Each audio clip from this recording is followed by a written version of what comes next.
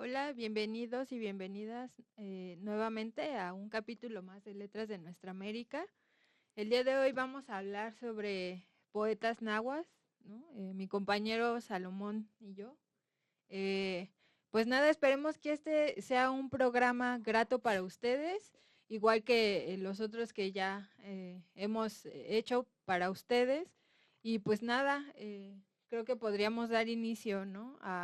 a este nuevo programa, recapitulando, ¿no? Un poco de lo que veníamos hablando en los capítulos anteriores, ¿no? La importancia de la lengua, la importancia de la oralidad, ¿no? Justo con la participación de Grisel Estrada, ¿no? Y la relevancia, ¿no? De la literatura en lengua originaria o lengua indígena, ¿no? Que justamente hizo Grisel ese énfasis, ¿no? En la relevancia, ¿no? Esas experiencias que nos compartió a lo largo de ese programa.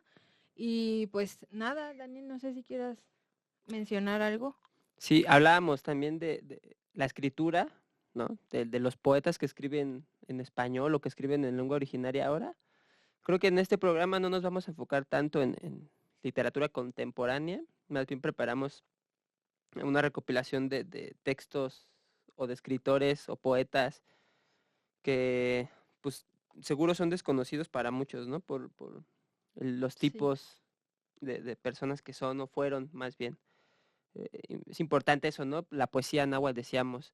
Hay escritores, hay pensadores, hay sabios eh, que estuvieron, ¿no? Antes de la llegada de los españoles, ¿no? Con la llegada de los españoles platicábamos que pues mucha de la literatura que contaba América Latina desapareció, ¿no? Por culpa de los españoles. Entonces justo ahora, con estos pequeños textos que traemos, pues buscamos recordar, ¿no? Y visibilizar que ahí están y que han existido. Sí, dejando en claro, ¿no? Como ya bien lo decías, ¿no? Que es lamentable que no podamos profundizar demasiado en ese conocimiento prehispánico, dadas las condiciones en las que se dio el proceso de colonización, ¿no? La destrucción de códices, pues prácticamente de la desaparición de la cultura prehispánica, ¿no? Y bueno, pues es relevante, ¿no? En ese sentido, recuperar ahora sí, prácticamente entrando en materia, ¿no? Ya que dimos como un contexto del programa, ¿no? Las bases fundamentales, ¿no? Justamente para hablar de literatura en lenguas originarias, pues vamos a pasar justo a este reconocimiento de poetas, ¿no? En ese momento no se podría llamar Ujú. escritores porque pues no, recordemos, ¿no? Que la oralidad era relevante en ese sentido. Y pues no sé si podemos dar inicio, ¿no? Justamente a un poeta que, bueno, seguramente lo han escuchado hablar y uno de sus poemas estaba plasmado en el billete de 100 pesos, ¿no? Aquí de México, eh, que ya, pues ya no está, ¿no? Ese poeta que es Nezahualcóyotl, ¿no? Y que justamente, ¿no? Se tiene el dato de que él nació en 1402 y muere en 1472. Fue un rey destacado, fue poeta, filósofo y arquitecto del México prehispánico, ¿no? Estos acueductos que construyó, que todavía hay ruinas, ¿no? De él. Gobernó la ciudad o estado de Texcoco, una de las tres ciudades principales que conformaron la Triple Alianza, junto con Tenochtitlán y Tlacopan, que son base del Imperio Mexica, ¿no? Ya adentrándonos como en él como poeta, pues es también una de las figuras más importantes de la literatura náhuatl. Sus poemas son filosóficos y reflexivos, con temas sobre la fugacidad de la vida, la naturaleza y el deseo de encontrar a un Dios verdadero más allá del panteón mexica tradicional. Nezahualcóyotl es recordado como un sabio y un humanista y hoy en día es símbolo del pensamiento filosófico indígena, ¿no? Igual lamentable, pues ya no está en el billete de 100 pesos mexicanos, ¿no? Pero bueno, igual Tlatuani es un término en náhuatl que significa literalmente el que habla o el que tiene la palabra y se utilizaba para designar al gobernante o rey de la ciudad-estado llamada al tépetl en México prehispánico, ¿no? Y que justamente ahorita que, bueno, revisábamos este material, eh, eh, hiciste que recordara a Frantz Fanon, ¿no? Que ya también lo habías mencionado. No sé si quieras profundizar un poquito ahí, ya mencionado esto último. Sí, como decías, ¿no? Nezahualcóyotl fue un tlatoani. ¿Qué es un tlatoani? Pues es un sabio, pero aquí nos dice, ¿no? El sabio significa el que tiene la palabra o el que habla, ¿no? Decíamos justo con Frantz Fanon que históricamente lo que hizo Occidente fue solo prestar la palabra, adueñarse de la palabra, es decir, ¿no? Nosotros como occidentales somos los que poseemos y dictamos la verdad, ¿no? La historia la escribimos y nosotros tenemos la razón, diría, ¿no? Incluso pensando en eso, pues observamos cómo estos procesos de ocultamiento, ¿no? Ya no solo de... Sí, claro, ¿no? Si pensamos en lo que significa la palabra tlatoani, como dices, y en lo que nos habla Frantz Fanon acerca de que históricamente los pueblos indígenas solo han tomado prestado la palabra, ¿no? En realidad es Occidente quien dicta la historia y quien posee Sí. la palabra, quien es dueño de la palabra, ¿no? Hasta ese momento de la historia, ¿no? Ese momento en el que es necesario el cuestionamiento de cuál es el papel de los pueblos, de la periferia, ¿no? Respecto a Occidente. Y justo la palabra tlatoani, eso que nosotros decíamos, como desde esta mirada, desde Occidente, la mirada, la palabra no la tenemos, no poseemos la No. palabra. En náhuatl, tlatoani significa el que habla, ¿no? El que tiene la palabra, es decir, vemos una reivindicación de este uso, de apropiamiento, de apropiación de la palabra, ¿no? De decir, nosotros los tlatoanis, ¿no? Líderes, de alguna forma gobernantes de, de las tierras, Sí. ¿no? Somos los que tenemos la palabra, poseemos la palabra, ¿no? Entonces vemos ahí otro discurso, ¿no? De quién posee y quién tiene la palabra. Y como dices, ¿no? Nezahualcóyotl creo que es famoso por esa pequeña frase tal vez que muchos se saben, ¿no? Sí. Amo el canto del cenzontle, Sí. ave de 400 voces, pero que el texto se iba haciendo chiquitito, chiquitito y cada vez leíamos menos De lo de lo que, que decía, ¿no? sí. Pero seguro si leemos ese poema, es una cosa que inexplicable, ¿no? Muy difícil de comprender por la característica que tiene, ¿no? De describir a la naturaleza. Si pensamos en justo en estos poetas, pensamos en lengua náhuatl, ¿no? Es decir, nosotros ahora tenemos acceso a ciertos poemas en náhuatl, uno por Miguel León Portilla, Sí. ¿no? Que hace una recopilación interesante sobre poesía antigua en América, en México. Y este texto que ahora que traímos, ¿no? De donde sacamos estos pequeños poemas que vamos a leer, que es el Omnibus de la poesía mexicana, ¿no? Una recopilación por Gabriel Said, ¿no? Sí. También un mexicano, poeta, donde hace una recopilación, pues él trata de hacerlo desde los poemas más lejanos de los que tenemos historia, pasando por la poesía ya culta, por así Sí. decirla, pasando por los chistes, los trabalenguas, las adivinanzas, ¿no? Todo lo que forma parte de la literatura. Pero regresando hacia Nezahualcóyotl, este personaje importante, ¿no? Pues fue gobernante Sí. de Texcoco, ¿no? No es cualquier persona, fue un sabio, fue un gobernante, un filósofo, ¿no? Poeta. Poeta, parte del pensamiento de lo que hoy es México. Sí. Y bueno, creo que en ese sentido podríamos dar continuidad justamente, ¿no? Leyendo alguno de los poemas de este poeta. Por favor, Dani. Sí, mira, este poema, como decía, ¿no? Está escrito en español, ¿no? No está traducido aquí en el náhuatl, ¿no? Lo tenemos directamente en español. No sé si todas las palabras que están plasmadas aquí tengan una traducción tal cual, Sí. ¿no? Pero es lo que tenemos a la mano. Se llama No acabarán mis flores. No acabarán mis flores, no cesarán mis cantos. Yo, cantor, los elevo. Se reparten, se esparcen. Aun cuando las flores se marchitan y amarillecen, serán elevadas allá, al interior de la casa, del ave de plumas de oro. No, lo repito Sí. si no quedó tan claro. No acabarán mis flores. No acabarán mis flores, no cesarán mis cantos. Yo, cantor, los elevo, se reparten, se esparcen. Aun cuando las flores se marchiten y amarillecen, serán llevadas allá al interior de la casa del ave de plumas de oro.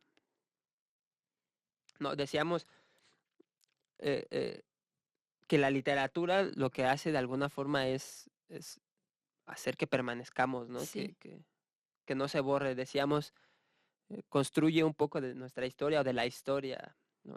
La literatura es historia a fin de cuentas, ¿no? Forma parte de lo que construimos, ¿no? Aquí, en este caso, Nezahualcóyotl dice, no acabarán mis flores, no cesarán mis cantos, ¿no? Ya no desde la literatura, no pensamos en la literatura, sino claro. en la palabra, ¿no? En el canto. ¿No? Si pensamos nosotros ahorita en la palabra o el canto, tal vez lo estamos pensando como, voy a cantar, no sé, Sí, ¿no? Pedro Fernández o qué sé yo. No, estábamos hablando de otra cosa completamente diferente, ¿no? Estamos hablando de la manifestación de las ideas, de la existencia, de decir, aquí estoy, aquí permanezco, aquí florezco, ¿no? Aunque las flores se marchiten y se amarillecen, serán llevadas allá al interior de la casa del ave de plumas de oro. No, también la importancia que tenía el ave emplumada, ¿no?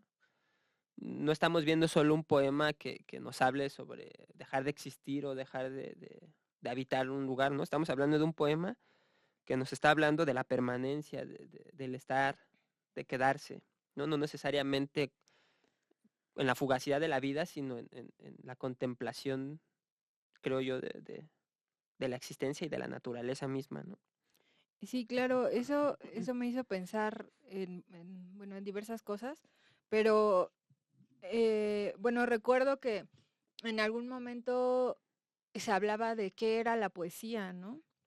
Y Ezra Pound menciona que la poesía es llevar la palabra a más allá del límite, ¿no? Digo, no lo cito de manera textual porque no recuerdo, pero justo eso, ¿no? ¿Cómo es que a través de la poesía, bueno, estando en español tiene un impacto, ¿no? Justamente te genera todas estas imágenes en la cabeza, ¿no? Esta prolongación de la existencia, ¿no? A través de la palabra. Y quiero imaginar que estando en su propia lengua se escucharía todavía pues mejor, ¿no? Hablando en términos poéticos, el ritmo, la música, ¿no? La forma en cómo este poema te lleva, ¿no? Y esa cadencia que tiene. Y también cómo es posible que justo hablando de la importancia de la lengua, la lengua prevalece, si bien en este caso, en este dispositivo llamado libro, cómo es que permanece, ¿no? Justamente también a través de las imágenes que vas generando, ¿no? Al momento de la lectura que tienes del poema. Y este acercamiento que tiene Nezahualcóyotl con la naturaleza, ¿no? Justamente, y esta característica de él, ¿no? Que tiene esta importancia reflexiva, que tiene esta postura filosófica, ¿no? Tal pareciera que el poeta está justamente reflexionando desde mi perspectiva sobre la propia existencia, ¿no? Sin importar que la palabra se separe del cuerpo, ¿no? Ese cuerpo que deja de vivir, ¿no? La palabra justamente rememora esa corporalidad, ¿no? Y le da cabida a la existencia, ¿no? De ese cuerpo que generó junto con la letra, ¿no? Estas palabras. Sí, claro, ¿no? Es importante eso porque, pues me parece que la relación que hay del pensamiento indígena con el entorno es Fundamental. importantísimo, ¿no? Es fundamental. Parece que no son separables, ¿no? O no Sí, sé, y no es porque que sean dos cosas separadas, que forman parte de lo mismo, ¿no? Es sí, decir, yo soy la tierra, yo soy, no, no solamente son las flores y eso, ¿no? Yo sí. soy parte de. Otro poema que me llamó mucho la atención de Nezahualcóyotl se llama Con flores escribes. Con flores escribes, dador de la vida, con cantos das color, con cantos sombrea, a los que han de vivir en la tierra. Después destruirás a águilas y tigres, solo en tu libro de pinturas vivimos, aquí sobre la tierra. Con tinta negra borrarás lo que fue la hermandad, la comunidad, la nobleza. Tú sombreas a los que han de vivir en la tierra. No vemos nuevamente esa relación de la vida, la existencia Y la naturaleza. Ajá, pero bueno, también esta parte donde menciona la comunidad, ¿no? No sé si Nezahualcóyotl se refería como a los términos en los cuales actualmente entendemos la comunidad, ¿no? O sea, pelearás, como dice, perdón. Dice, después destruirás a águilas y tigres, solo en tu libro de pinturas vivimos, aquí sobre la tierra. Con tinta negra borrarás lo que fue la hermandad, la comunidad, la nobleza. Tú sombreas a los que han de vivir en la tierra.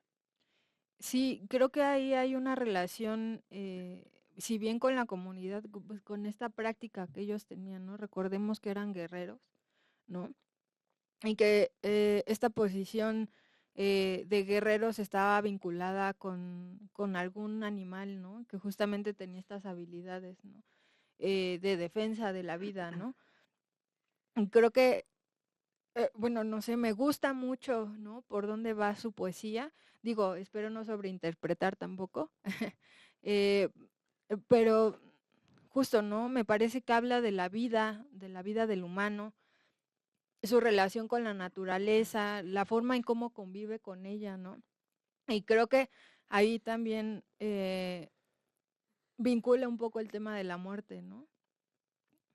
Si lo pensamos, la forma en que los nahuas conocen la vida o saben de la existencia no es como nosotros la pensamos, ¿no? Sí, claro.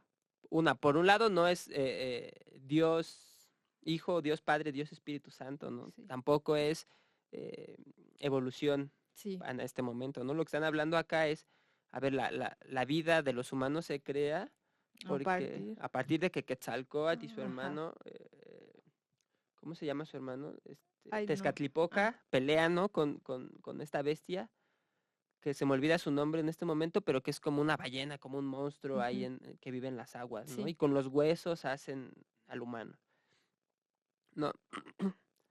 Porque hablas acerca del dador de la vida, ¿no? ¿Qué es esto sí. del dador de la vida? ¿Quién da la vida, no? Si pensamos en eso, pues nacemos de la tierra, ¿no? Según la mitología mexica, ¿no? Ajá. Nacemos de allá. Es interesante esto, ¿no? La relación que existe y como decíamos al principio, ¿no? Nezahualcóyotl está reflexionando acerca de la existencia, ¿no? Son Sí, textos profundamente filosóficos. Yo pensaba en los poemas de Homero, ¿no? no, Este gran escritor sí, occidental, ¿no? De Roma, de la cultura romana, ¿no? Que tiene poemas justo que explican, según la cosmología, la vida, ¿no? sí, Según la mitología griega explican cómo surge la vida en Occidente. Pues acá lo que vemos es cómo surge la vida, cuál es la relación de la naturaleza con la vida, pero de este lado, ¿no? Hasta ese momento no había existencia de un lugar ni de otro, ¿no? Es decir, eh, bueno, sí, ¿no? En la época que vienes a Hualcoyo ya hay sí, existencia, ¿no? Pero si pensamos en la cosmología, en la cosmovisión propiamente náhuatl, pues no hay conocimiento todavía de que existan otros territorios, ¿no? Solo el territorio que nosotros sí. conocíamos en este momento acá como el Valle de la Náhuac. Sí, eso también me llevó un poco a pensar a esta idea que se tiene sobre la Pachamama, ¿no? También en el sur del continente. eh, y la relevancia, ¿no? Me parece sumamente curioso. Bueno, no sé, es obviamente mi perspectiva, pero considero yo que este acercamiento a la tierra, ¿no? A la naturaleza, por parte de los pueblos originarios, tiene mayor énfasis en el sur del continente que de este lado. Y yo creo que tiene que ver justamente con la geografía y pues con la historia propia, ¿no? Pero siento de pronto un vínculo roto ahí, ¿no? Entre en qué momento dejamos de tomar en consideración estas aportaciones, ¿no? Del vínculo entre el humano y la naturaleza, por no hablar del hombre, ¿no?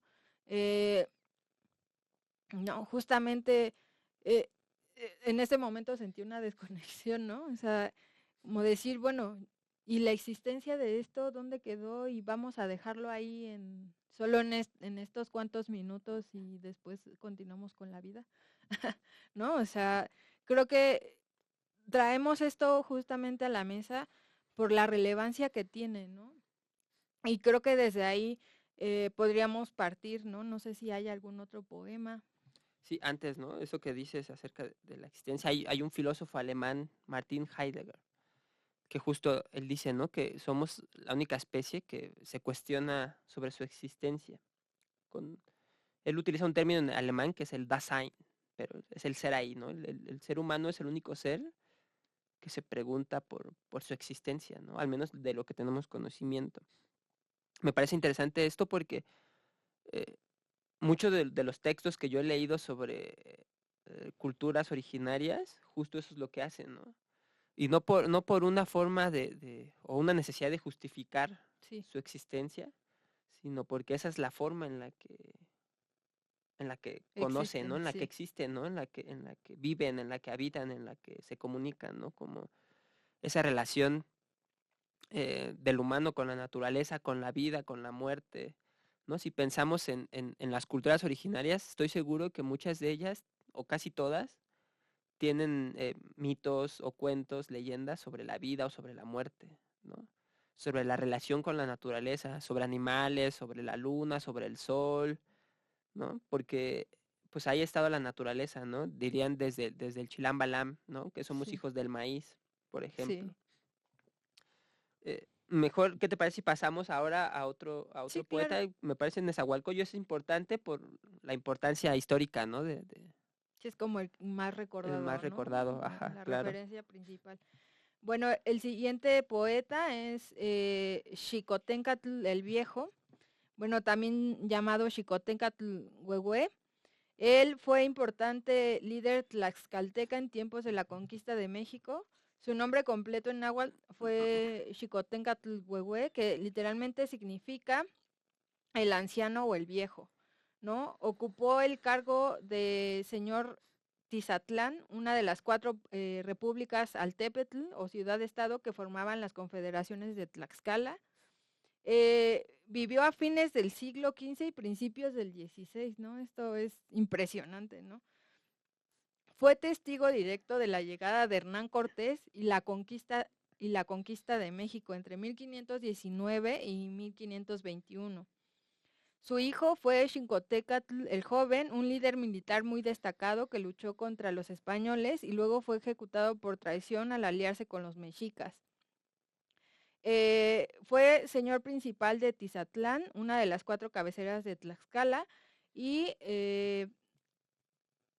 bueno, tuvo una edad avanzada durante la llegada de los españoles en 1519, ¿no? Fue también uno de los líderes tlaxcaltecas que tras enfrentamientos iniciales con Hernán Cortés aceptó aliarse con los españoles contra los mexicas en Tenochtitlán.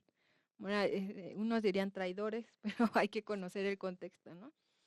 Se le considera uno de los arquitectos de la alianza entre Tlaxcala y los conquistadores que resultó clave en la caída del imperio mexicano, que justamente, bueno, tal vez me estoy desviando un poco, pero no, los dimes y diretes que hay entre traición a esta mujer, ¿cómo se llama? La Malinche, la La Manta. Malinche, ¿no? La que llamamos Malinche, ¿no? Que ella, ¿no? Justamente salía con los españoles, ¿no? Pero hay que también reconocer, ¿no? Todo este proceso histórico, ¿no? De cómo los mexicas construyen su imperio, ¿no? Y cuáles fueron sus propias dinámicas para someter a otros pueblos, ¿no? Y bueno, habría que contextualizar ahí por qué esas alianzas, ¿no? No sé si quieras leernos algún poema o mencionar Oh, algo más. sí, claro, ¿no? Esto que dice sobre la supuesta traición o lo que Ujú. se conoce como traición, ¿no? Las caltecas. Eso me parece interesante porque hablábamos en el otro capítulo acerca de la doble dominación, por Sí, ejemplo, en otras culturas como los triquis, ¿no?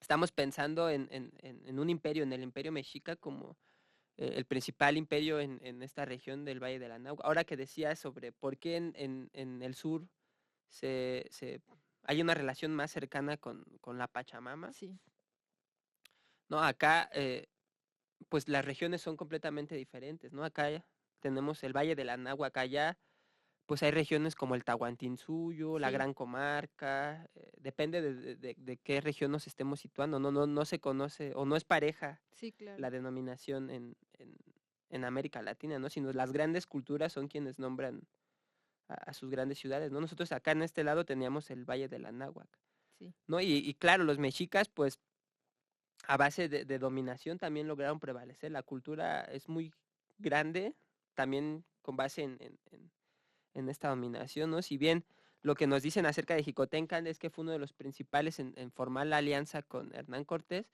pues sí, el contexto histórico es este, ¿no? Es un proceso de dominación básicamente que están sufriendo también las caltecas, Así es. ¿no? Y que pues de alguna forma Intentaban. la alianza se creó, ¿no? Tal vez salió mucho peor de lo que esperaban, Sí. ¿no? Incluso cuando mencionas a la Malinche, ¿no? Que si volteamos a ver la historia, pues vemos que cuando se casa con Hernán Cortés tenía 14, 15 años, Sí. me parece, ¿no? Y que fue más como un instrumento para hacer traducción, para crear relaciones, Sí, generar esa ¿no? Generar mediación. la mediación, ¿no? Si pensamos en esto, pues vemos que cuando llegan los españoles, lo que hacen en México es replicar, o en esta parte de la tierra es replicar lo que tienen en España, ¿no? Por supuesto. La forma en que están creadas las ciudades con las iglesias, los grandes centros, los centros de gobernanza, ¿no? Lo que hacen es recrear la estructura tanto política como arquitectónica de la España. Nos llamamos la Nueva España para... Entonces, lo que hace Jicotenca en este momento histórico que estamos viendo en el que habita Jicotenca es un momento, me parece que crucial para la historia, ¿no? Sí. Es un cambio de paradigma completamente, ¿no? Porque estamos pasando de lo prehispánico, ¿no? Ahora sí que de lo prehispánico, de lo que está antes de lo hispánico, hasta este momento en que ya tenemos presencia, ¿no? Él es ya testigo directo de Hernán Cortés y la guerra, ¿no? Es decir, ya está apreciando todo eso, ¿no? Está viendo con sus propios ojos lo que es la guerra, ¿no? Sí, justo está en el punto cumbre, ¿no? De esta, muchos, ¿cómo se le llama a este proceso de unión de culturas? Ay, ahorita no recuerdo el término, ¿no? Pero tal pareciera que es esta unificación, ¿no? O esta alianza entre la cultura española y la prehispánica, cuando en realidad pues no es así, ¿no? Ya en el capítulo anterior, ya Grisel nos mencionaba, ¿no? Cuáles fueron esos procesos a través de los cuales los españoles se adueñaron de las tierras, ¿no? Se adueñaron de la cultura, del lenguaje, ¿no? Justamente estos procesos de evangelización, ¿no? Para someter a los indígenas a una nueva religión, ¿no? A una nueva lengua, etcétera, etcétera, ¿no? Entonces, yo creo que este es un poeta muy, muy importante y pues podríamos leer algo de él, por favor. Sí, Jicotenca el Viejo, ¿no? El poema se llama Escudos como cántaros, para hacer correr el agua preciosa de la guerra. Yo lo digo, yo soy el señor Jicotencat, que no vayan en vano. Toma tu escudo, cántaro de agua florida, toallita de asa. Ya está en pie tu preciso cántaro color de obsidiana. Con ellos a cuestas llevaremos el agua. Vamos a carrearla allá a México, desde Chapolco en la orilla del lago. No vayáis en vano, mi sobrino, mis hijos pequeños, sobrinos míos, vosotros, hijos del agua, hago correr el agua. Señor Cuatencostli, vayamos todos, a cuestas llevaremos el agua, vamos a carrearla en verdad. Quiere pregonarlo el capitán Motelchihuitzin, amigos nuestros, diz que todavía no amanece, tomamos nuestra carga de agua cristalina, color turquesa, preciosa, que se mueve ondulante. Te acercarás allí así allá, al lugar de los cántaros, no vayas en vano. Allá tal vez estará rumoreando Nanahuatl, mi hijo pequeño. Tú, comandante de hombres, tú, hechura preciosa, pintará la manera tolteca, con oro y plata. Pinta el cántaro precioso, señor de Axayacatl. Nosotros juntos vamos a tomar, nos acercaremos a las aguas preciosas. Van cayendo, llueven gotas, allá junto a los pequeños canales. El que acarrea mi agua florida, Guanitzin, ya viene a dármela. Oh, mis tíos tlaxcaltecas, chichimecas, no vayáis en vano. La guerra florida, la flor del escudo, han abierto su corola. Están haciendo estrépito, llueven las flores olientes, así tal vez él. Por esto vino a esconder el oro y la plata, Por esto toma los libros de pintura del año. Mi pequeño canal, con mi cántaro, va al agua. Ay, está buenísimo ese poema, ¿no? Digo, antes de comentarlo, eh, no sé, me pongo a pensar, ¿no? Como en esta forma que tenemos algunas personas cuando nos acercamos a la literatura, ¿no? De construir un poema, ¿no? Bajo cierta metodología, ¿no? No imagino de qué manera ellos construían su propia literatura, ¿no?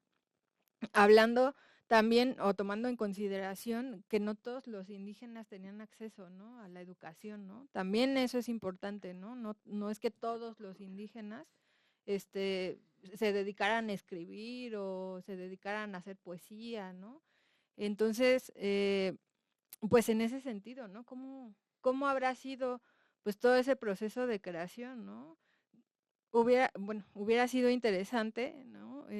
O no sé si existe algún experto, ¿no? En ello, ¿no? Que sepa cómo es la construcción, ¿no? De un poema en lengua originaria, porque pues estamos hablando desde el español, ¿no? No estamos Sí, sí. hablando desde su propia lengua, ¿no? Entonces, bueno, si alguien por ahí conoce, ¿no? Algún experto en la elaboración de poemas, ¿no? De poesía en su propia lengua, creo que sería interesante también escuchar esa construcción, ¿no? Sí, me parece interesante esto porque, como dices, no todos tenían acceso a la educación. Es más, cuando llegan los españoles a Evangelizar. evangelizar, pues lo que hacen es seleccionar a los tlamatinimes, ¿no? A cierto número de tlamatinimes que eran los sabios. Sí.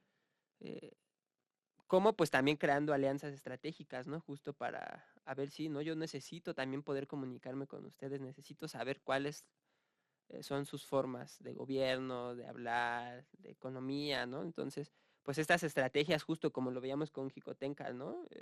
Pues para eso funcionan justamente, ¿no? No es que solo hayan sido traidores y ya, no es que es Sí, una claro. estrategia, ¿no? De supervivencia incluso, ¿no? Eh, Sí, por todo este desconocimiento, ¿no?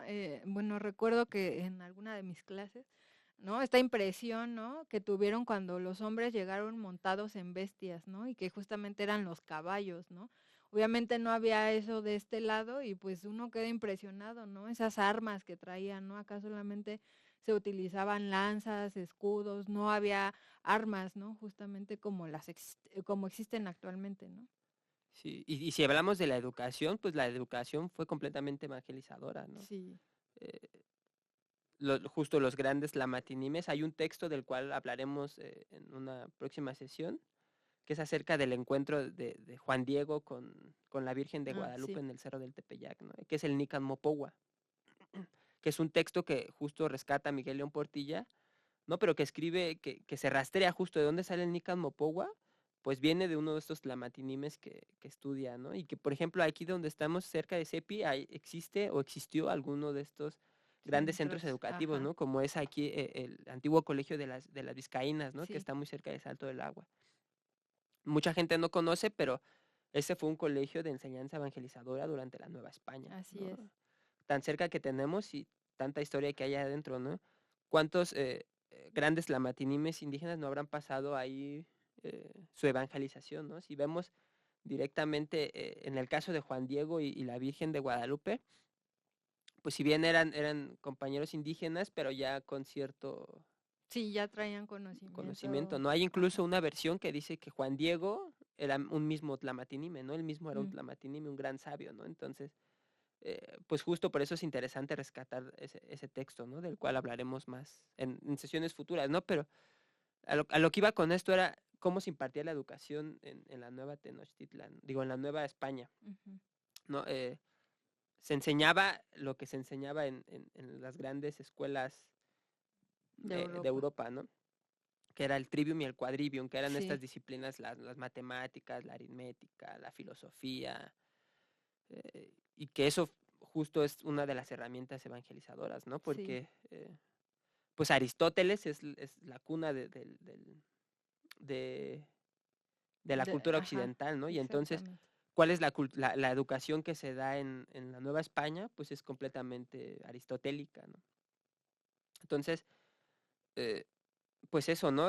Me parece que Xicoténcatl es importantísimo por la época en la que está viviendo, ¿no? Todos los cambios que se están dando a nivel estructural, Sí, ¿no? Es muy impresionante eso, ¿no? Tal vez para nosotros no es dimensionable, pero la época histórica es impresionante, ¿no? Como el encuentro, dirían, entre dos mundos. sí, No el descubrimiento, ¿no? no, El encuentro. Decía yo por ahí lo que diría Enrique Dussel, ¿no? Un filósofo argentino-mexicano, ¿no? Fue el encubrimiento del otro, ¿no? No fue el descubrimiento. así es. Lo que se hizo en 1492 y después en 1521 fue el encubrimiento del otro, ¿no? No el descubrimiento. Sí, justamente, ¿no? Ya habíamos hablado también del tema de la alteridad, del no reconocimiento del otro, ¿no? Esta bestialización que se le hace al indígena, ¿no? Decir, no, tú no sabes, no conoces, y lo que yo sé, lo que yo conozco, eso es, ¿no? Justamente, ¿no? Pero que a pesar de ello, pues la poesía, ¿no? Que han escrito estos poetas nahuas, pues finalmente reivindican su propia cultura, su propio lenguaje, ¿no? Y que es importante traerlos de nuevo a la actualidad, ¿no? Porque seguramente, y como nos lo dijo Grisel, de pronto se soltó una oleada de escritoras y escritores que están escribiendo en lengua originaria, ¿no? Que se están dedicando a la narrativa, que se están dedicando a la poesía, ¿no? Y que es importante rescatar desde ahí, ¿no? Pero también rememorar a través de estos poetas. Bueno, pues entonces vayamos a Nezahualpili, que es otro poeta, ¿no? Él fue tlatoani de Texcoco. Sabemos que esta fue una de las 3 ciudades que conformaban, perdón, la Triple Alianza junto con Tenochtitlán y Tlacopan en el periodo posclásico mesoamericano.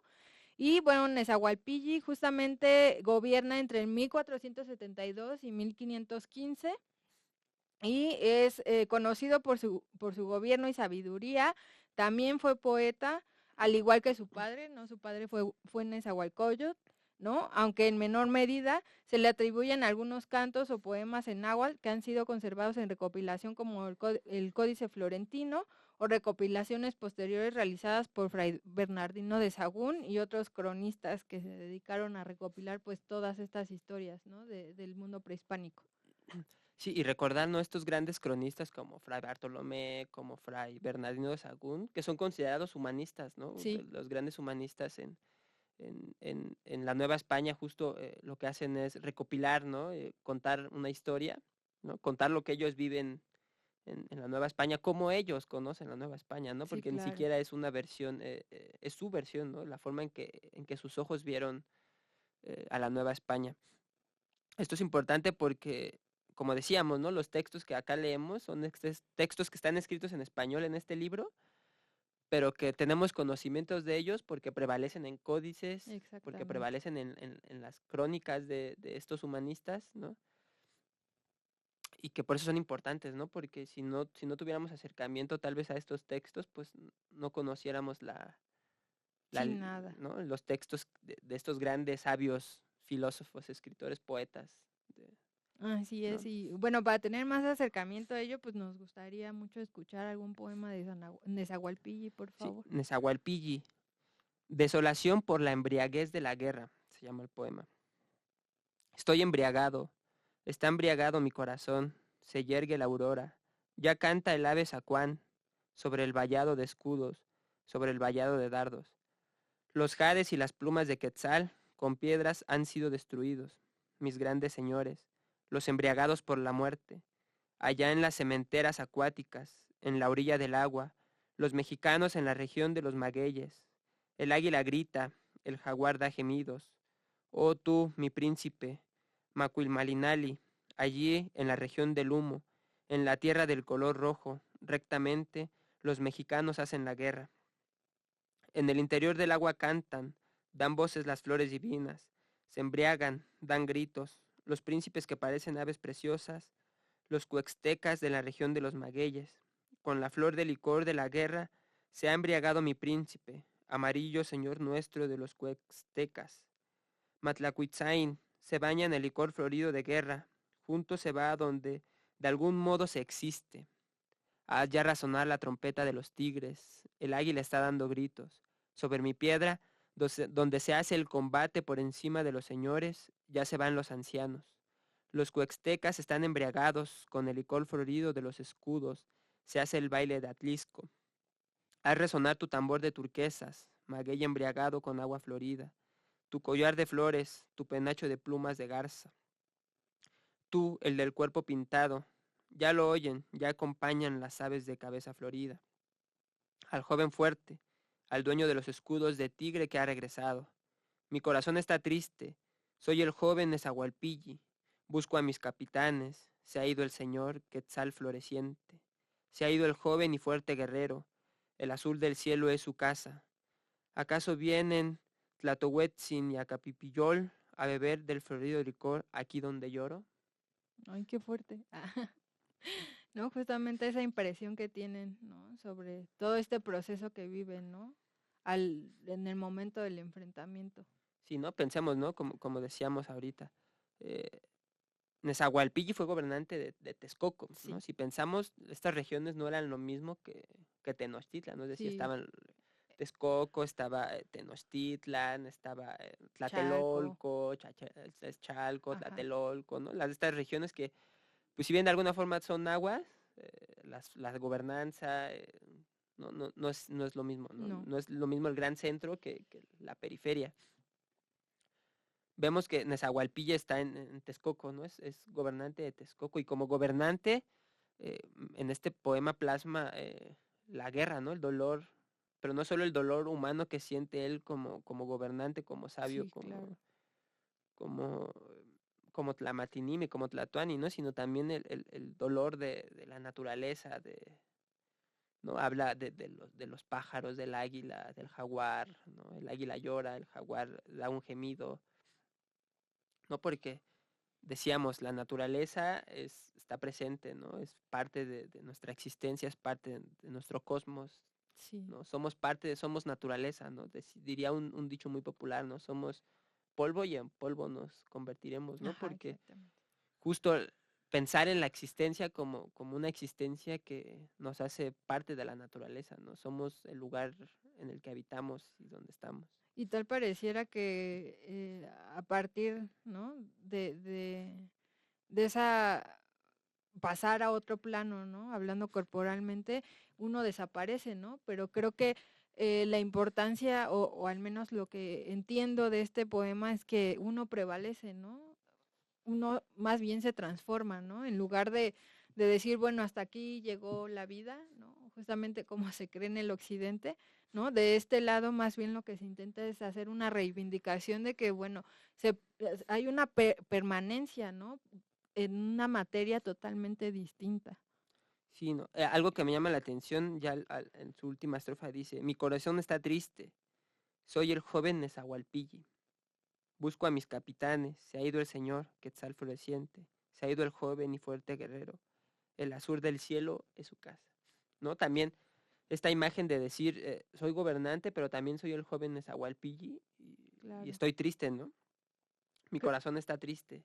Sí, creo que hay un reconocimiento de vulnerabilidad, ¿no? O sea, sí soy el guerrero que tiene fortaleza y lucha, pero, ¿no? Creo que también está ese otro lado, ¿no? El reconocimiento de cuál es esa condición de humano, ¿no? Que directamente no lo dice, pero, y que de eso va la poesía, ¿no? Justamente que no utilicemos el lenguaje de forma ordinaria o común, pero que lo transmite de esa manera, ¿no? Y una de las cosas, bueno, no sé si querías agregar algo, pero que me llamó mucho la atención es justamente la traducción, ¿no? O sea, cuando menciona ahí Gabriel Said este tema de los mexicanos, Los mexicanos. ¿no? Justamente me parece un poco extraño, ¿no? Porque pues en esos tiempos no hablamos de un México, ¿no? Ya lo mencionabas tú, ¿no? Hablabas de la náhuatl, ¿no? Justamente, ¿no? Creo que también entra aquí de nuevo la importancia del lenguaje, ¿no? La relevancia de por qué tomar en consideración la lengua originaria, ¿no? Porque sabemos que a través dado que la lengua es viva y que todo el tiempo se está transformando, no podemos hacer una traducción exacta, ¿no? De una lengua a otra, ¿no?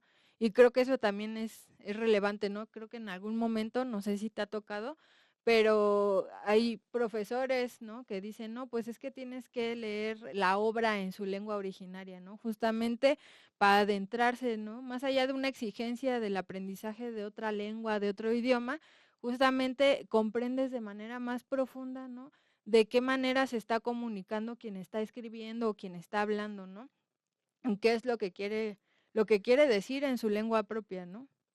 Sí, y una de las dificultades, creo yo, de las lenguas originarias es la falta a veces de traducción, ¿no? Sí, De conceptos, ¿no? Hay conceptos, si pensamos en el alemán que tiene palabras infinitas, sí, ¿no? Pensemos ahora en las lenguas originarias, ¿no? Tenemos palabras que no son traducibles, ¿no? Que forman parte exactamente. de la cosmovisión, ¿no?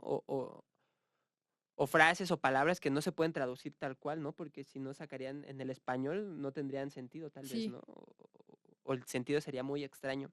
sí, Y tiene que ver con la forma en la que se concibe también al mundo, ¿no? La palabra, la lengua, exactamente. las formas en las que, la historia de la lengua, ¿no? Cómo se ha desarrollado esta lengua, ¿no? Por eso hablábamos en capítulos pasados también de las variancias dialectales, ¿no? Sí, Eh, no sé, no estoy seguro, yo no soy experto en náhuatl, no sé si Texcoco y Tenochtitlan y Tlatelolco, no sé si hay variantes dialectales en el náhuatl, ¿no? Conocemos muchas variantes en los pueblos, ¿no? sí, En el Triqui hay tantas variantes, en el Mazahua hay tantas variantes, ¿no? Por sí. ejemplos, ¿no? Estas variantes dialectales que cambian de sentido de otro alguna frase o alguna palabra tal vez. Y esto es una de las cosas, yo creo, más difíciles a la hora de leer o de traducir incluso la poesía o la literatura escrita Lenguas en lenguas originarias. originarias, ¿no? La falta de conceptos que logren describir lo que realmente se está diciendo, ¿no? Sí, eso me hizo recordar a una película que se llama, bueno, creo que no la recuerdo con exactitud, la señora de los elefantes. Ella es una escritora, perdón, una traductora, justamente me parece, sí, rusa, hace una traducción de todas las obras de Dostoyevsky, ¿no? Y entonces en esa película documental, lo que ella aborda es la complejidad que implica hacer una traducción de una lengua a otra, ¿no? Esa limitación que tienen los propios lenguajes, ¿no? O sea, si bien tienen una riqueza, también tienen una limitación al momento de querer compartirse con algún otro que no es parte de, ¿no? Entonces, bueno, esa película es altamente recomendada. eh, y pues sí, ¿no? Las dificultades de la traducción, ¿qué más quisiera uno poder hablar distintas lenguas, ¿no? Para poder comunicarse. Y eso también me hizo recordar un poco, pues, como todo esta especie de boom o actualización en torno a la inclusión, ¿no? Por ejemplo, los compañeros y compañeras que son sordos, ¿no?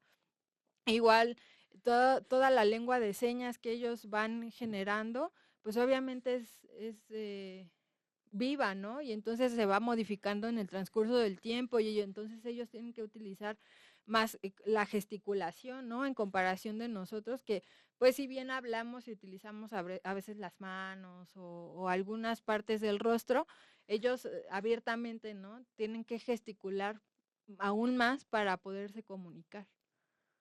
Sí, claro, ¿no? Es una de las dificultades en lenguas originarias. Y aparte, creo que eh, estas dificultades, o sea, como traductores, Sí, se hacen justo, ¿no? Porque es necesario salir de la propia cultura. Es decir, cuando uno eso, va a así es. aprender una cultura nueva, ¿no? Pensemos en alguna lengua originaria, como hablantes del español, Sí, queremos aprender una cultura nueva, una lengua nueva, pues es importante saber que lo que estamos aprendiendo es otra cultura, ¿no? No estamos aprendiendo solo una lengua, estamos aprendiendo toda una cultura. Entonces, a veces que esté ahí entrometida en nuestra propia cultura, nuestro propio razonamiento, nuestras propias creencias, ¿no? Nuestros propios prejuicios, pues hacen que nos cueste más trabajo esa parte de sí, aprenderla, ¿no? Porque tal vez no encontramos explicaciones o no entendemos, ¿no? Porque justo no nos desprendemos de lo que nos Ya conforma, ¿no? De sabemos, lo que ya ajá. sabemos. Y eso para cualquier lengua, no es necesario saber que estamos aprendiendo una cultura nueva, ¿no? Y entonces, pues aprender esa cultura nueva implica no solo respeto, implica pues deshacerse de todo eso, ¿no? De un conocimiento que estaba ahí, ¿no? Y que ahora es necesario cambiar porque nos estamos empapando de un nuevo saber. Sí, justo, ¿no? Por ejemplo, en el caso propio, bueno, he intentado hacer como estos pininos de la escritura en narrativa, en cuento específicamente, y cuando quiero utilizar palabras triquis, ¿no? De pronto es, ¿no? Intentar ahí como que encaje, pero es complejo, ¿no? Justamente porque no se tiene ese acercamiento a profundidad, ¿no? Y cuando me he acercado con las compañeras triquis que realmente hablan su lengua, incluso no encuentran, ¿no? Alguna palabra en español que pueda traducirse al triqui, ¿no? Ellas hablan más bien desde la experiencia propia, ¿no? Y entonces ya son un cúmulo de palabras en lugar de solo una. Y también ha ocurrido, ¿no? Que estos cuentos que elaboro, pues de pronto dicen, ay, pues hay que traducirlos al triqui, pero pues no, es una labor titánica, ¿no? Hay que conocer el contexto y no se trata de publicar por publicar, ¿no? Sino más bien de entender que cuando vas a generar algún tipo de narrativa, de poesía en alguna otra lengua, no es pasar por esa lengua nada más de manera momentánea, ¿no? O sea, creo que hay que ingresar de manera profunda, como bien lo decía Grisel en el capítulo anterior, ¿no? Son experiencias que tienen que dignificarse a través de su propio lenguaje. Y pues no podemos estar exentos o hacer un lado eso solamente por un interés, pues sí, casual u ordinario, ¿no? Sí, un interés ahí efímero que satisface una Ajá, necesidad de exactamente, conocer tal vez, ¿no? Ahí, lo que decíamos, exactamente, ¿no? Este proceso de que las culturas se han vuelto parte de la antropologización, ¿no? exactamente, No como, ahora somos sujetos de estudios más allá de exactamente. compañeros, el amigo que está al lado mío, ¿no? Que tiene otra cultura, pero que sigue siendo compañero, ¿no? Y sigue siendo una persona, sigue siendo Sí, justamente, ¿no? Con sus asegúnes, ¿no? Entonces, con aciertos y desaciertos, ¿no? Entonces, me parece que nos falta un un poeta. poeta. Ayocuán, ¿no? Es nuestro último poeta. Él fue, además de poeta, sabio y noble indígena del mundo náhuatl, fue originario de Cholula, una de las ciudades más antiguas y sagradas de Mesoamérica. Vivió probablemente entre los siglos XIV y XV, antes de la llegada de los españoles. Otra vez nos encontramos con esta característica, ¿no? Su nombre completo es Ayocuán Cuetzpaltzin. Ayocuán significa el que hace oír o el que canta y Cuetpaltzin significa el pequeño lagarto. Su lugar de origen, como bien ya lo dije, es de Cholula, que es una ciudad sagrada de gran importancia religiosa y cultural en el centro de México, ¿no? Eh, Él se dedicaba a ser tlamatini o sabio, como ya bien lo mencionaba Daniel hace un momento, y bueno, era un pensador y artista de su tiempo. Es recordado principalmente por sus poemas filosóficos que reflexionan sobre la vida, la muerte, el tiempo y el sentido de la existencia, al igual que Nezahualcóyotl, y su estilo muestra una profunda conciencia de lo efímero. Sino esto que decías acerca de lo filosófico, me parece que desde las tres primeras líneas de un Exactamente. poeta, de su poema, un poema muy largo, uno puede ver la profundidad de sus palabras, ¿no? Dice, el poema se llama Los poemas son obras del cielo. Del interior del cielo vienen las bellas flores, los bellos cantos, los afea nuestro anhelo. Nuestra inventiva los echa a perder, a no ser los del príncipe Chichimeca, de Callehuatzin, con los de él alegraos. La amistad es lluvia de flores preciosas, blancas vedijas de plumas de garza. Se entrelazan con preciosas flores rojas en las ramas de los árboles. Bajo ellas andan y liban los señores y los nobles. Vuestro hermoso canto, un dorado pájaro cascabel, lo eleváis muy hermoso, estás en un cercado de flores, sobre las ramas floridas cantáis. ¿Eres tú acaso un ave preciosa del dador de la vida? ¿Acaso tú al Dios has hablado? Tan pronto como visteis la aurora, os habéis puesto a cantar. Esfuércese, quiera mi corazón, las flores del escudo, las flores del dador de la vida. ¿Qué podrá hacer mi corazón? En vano hemos llegado, hemos brotado de la tierra. Solo así he de irme, como las flores que perecieron. Nada quedará en mi nombre, nada de mi fama aquí en la tierra, al menos flores, al menos cantos. ¿Qué podrá hacer mi corazón? En vano hemos llegado, hemos brotado de la tierra. Gocemos, oh amigos, hay abrazos aquí, ahora andamos sobre la tierra florida. Nadie hará terminar aquí las flores y los cantos. Ellos perduran en la casa del dador de la vida. Aquí en la tierra es la región del momento fugaz. También es ahí el lugar donde de algún modo se vive. ¿Hay allá amistad o solo aquí en la tierra hemos venido a conocer nuestros rostros? Híjole, pues ya nos gustaría extendernos un poco, pero el tiempo se nos está acabando. No sé si quieras comentar algo, Daniel. Sí, algo rápido sobre este poema, ¿no? Me parece interesante las dos posturas que tiene, o más Mm, bien estas dos visiones, ¿no? Sobre la vida y la muerte, ¿no? La vida viéndola como un momento fugaz y la muerte donde todo perdura, la eternidad, la ¿no? eternidad, ¿no? Como justo las palabras, ¿no? Como su Sí, poesía, como su lengua, sí, perduran. sí, justamente, ¿no? La que ya decíamos hace un momento, la durabilidad o la finitud, la infinitud, perdón, del lenguaje, ¿no? Que habita en cada uno de nosotros, ¿no? Y pues bueno, ya no nos dio tiempo de profundizar más en este poema, pero pues esperemos que la presentación de estos 4 poetas genere inquietud en ustedes para que puedan acercarse justamente a estos poetas en su lengua originaria y que no dejemos de recordar, ¿no? Que es importante que si bien de alguna manera el lenguaje es límite en ciertos momentos, también nos permite tener mayores alcances y pues de eso va la poesía también, ¿no? De eso va la poesía y pues nada, quisiera agradecer por este nuevo acompañamiento en este capítulo y pues no sé, Daniel, si quieres despedirte. Sí, muchas gracias a todos y esperemos podamos seguirnos viendo. Nos vemos en el siguiente capítulo. Hasta la próxima.